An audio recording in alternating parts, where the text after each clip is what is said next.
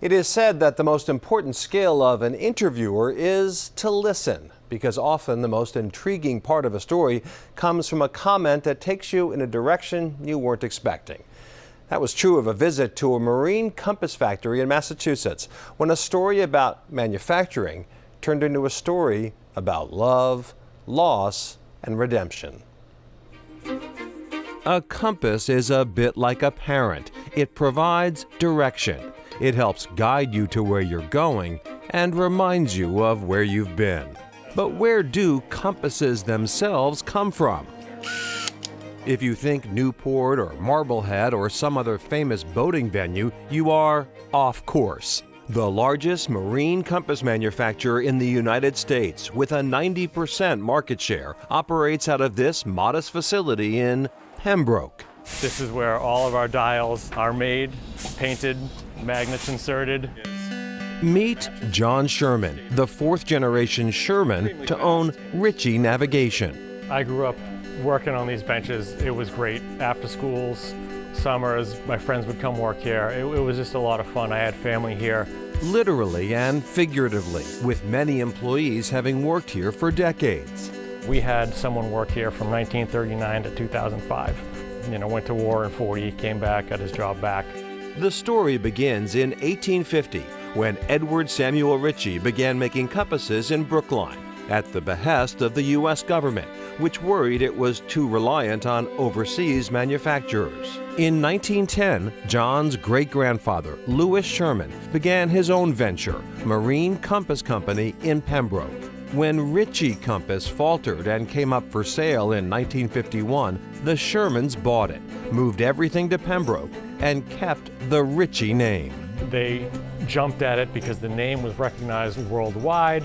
Fast forward to the 90s, and John is studying finance, ambivalent about joining the family business. His brother Jeff was already working there, but then... And unfortunately, in 1997, Jeff and I were in a car accident and we lost Jeff.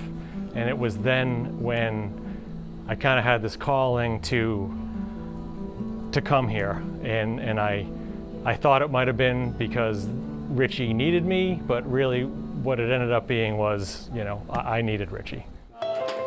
Surrounded by his ancestral and chosen families, John immersed himself in the company and its future. The biggest change was being able to sonically weld them together, which is a very sturdy weld. So sonic, it's just sound, it's sound waves. Sound. And that makes a seal on those two pieces of plastic that'll never come apart. You got it.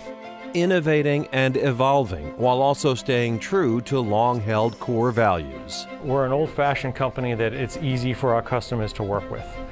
Someone has a problem, someone needs to communicate with us, we answer the phone, we'll work with you, we'll talk to you.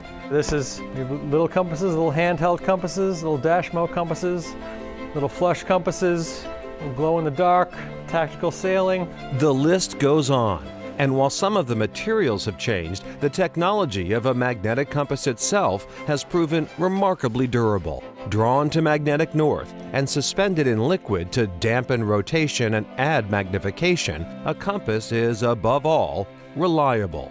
It doesn't require power, does not require a GPS signal. It's going to be always there for you. I have gotten back into boating myself in the past 5 years, and my GPS went down, fog rolled in, storm rolled in. So it's prudent and practical to have a compass on board that's functioning and you know how to use it. Reliable, dependable, there when you need it, much like Ritchie was for John when he needed them.